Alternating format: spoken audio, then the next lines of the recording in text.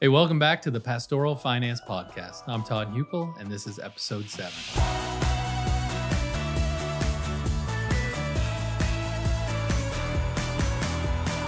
I've sat in a lot of budget meetings, different churches, different cities, and the same 15 minutes every time. Somebody pulls up last year's numbers, they work down the page, line by line, and they get to the pastor's line, their compensation. And then there's this pause. Not an argument, just a pause. Well, everybody kind of sits there and waits to see who's going to say something. Then someone at the table says, what'd we do last year? 3%? All right, let's do 3. That's the process. That's the whole thing. 4 minutes on the number that decides a family's life for the next 12 months. Now, I'm not telling you that to make anybody a villain. Those are good men who love their pastor. They just don't have a method. Nobody ever really gave them one. So here's what I'd ask you if we were sitting across a table somewhere. Do you know how your number got set? Not how much it is, I'm sure you know that. How it actually got decided, who said it, what they looked at, and why it landed there instead of somewhere else. Most pastors can't tell me, and it's usually because there's no answer to give. Somebody said a number a long time ago, maybe at the last transition, maybe before that, and the folks who were in the room are now gone. And every year since, the board just looked at last year's number and they added a little, or they didn't if the offering was light. Run that for 15 years and you end up somewhere. You just didn't get there on purpose. You drifted. And a number nobody decided is a number nobody can defend. Not the board and not you either. There's something about church pay that makes it strange, and it's not the amount. At most jobs, there's one number, what you make.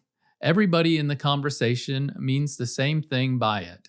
In a church, there are 3 and hardly anybody notices. They're not talking about the same one. What the church spends on you, what gets called your compensation, and what actually lands at your house and stays there. When your board chairman says, we take good care of our pastor, he's got the first number in his head. When you're at the kitchen table on Tuesday night doing the math, you're living in the third one. Same church, same pastor, 2 men being completely sincere, and each one thinking the other one has lost perspective. That's not a character problem, it's an accounting problem. So what's in the package? Cash? Salary? Obviously. The housing allowance designation, and let me be careful with this one because it gets misread constantly in both directions. A designation isn't extra money. It doesn't cost the church another dollar. It takes pay you are already getting and designates part of it as housing, so that part can come out from under federal income tax inside the limits. It's a tax treatment. It is not a raise, and a board that thinks it gave you one has miscounted. A health insurance or some piece of the premium, retirement if the church puts anything in for you, a SECA offset if you get one of those. That's the church helping with the self-employment tax that you owe because you're treated as self-employed for Social Security and Medicare, even though you're an employee for income tax purposes. It's that dual tax status. You know what I'm talking about. You felt it. And then there's usually one more line down there. Ministry expenses. That's the one I want to stay on because it does more damage than the rest of it put together. Ministry expenses, it's not pay. Mileage to the hospital, books, the conference, lunch with a couple that you've been counseling, gas to drive to a funeral. Those are the church costs. They run through your hands, but they're no more your compensation than the power bill is the janitor's compensation. And in church after church, they're sitting inside the pastor's number. Put figures on it. Say your package reads $70,000, and 6 of that 70 is money you spend on ministry every year and you never get back.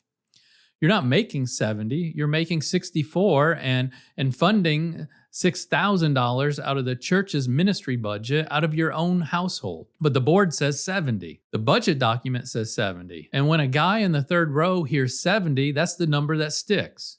And you're at home trying to figure out why 70 doesn't feel like 70. Nobody lied to anybody. The categories are just wrong. Here's the good news on that. It doesn't take a raise to fix it. It takes an accountable reimbursement plan. Ministry expenses come out of the church budget as church expenses, documented and submitted, and they stop counting as your pay. You quit absorbing ministry costs. The church finally sees what ministry actually costs. Nobody loses anything. Now, we'll talk about this next week, and we'll dive into this a little deeper. And we'll talk about how those plans work, what makes one accountable as far as the IRS is concerned, and how to walk it into a board meeting without it sounding like you came asking for something. For today, just get the two categories separated in your own head. Pay is pay. Ministry expense is ministry expense. Say you get that cleaned up and you can finally see what you're actually paid. Then comes the obvious question.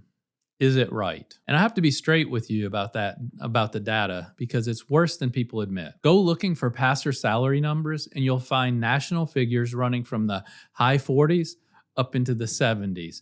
Same year, same country. The reason they don't agree is that you're not measuring the same thing. Some count cash salary, some count the whole package, some pull from job postings, which leans toward churches big enough to advertise, some fold in executive staff at multi-site churches, and that pulls the average up and away from most of us. When somebody tells you that average pastor makes such and such, the question is always, average of what? One of the best tools I know is churchsalary.com. What I like about it is it won't hand you one national number.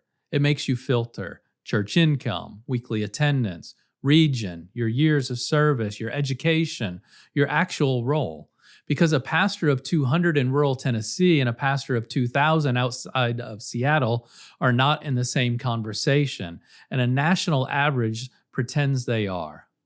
Also check maybe with your denomination or network as well. A lot of networks and pension boards run their own compensation studies every year. Somebody has it, so ask for it. Now the part everybody dreads.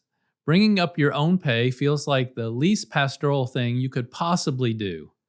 You're the one who preaches contentment. You're the one telling people not to let money drive them. And now you're going to sit in a board meeting and talk about yours? So don't. Ask for something else instead. You're not asking for a raise. You're asking for a method. Boards feel that difference right away. A raise request puts a good man in the position of arguing his own worth in front of people he buries and marries. It's uncomfortable for everybody, and it goes sideways even when it goes fine. Asking for a method, though, it kind of sounds like this.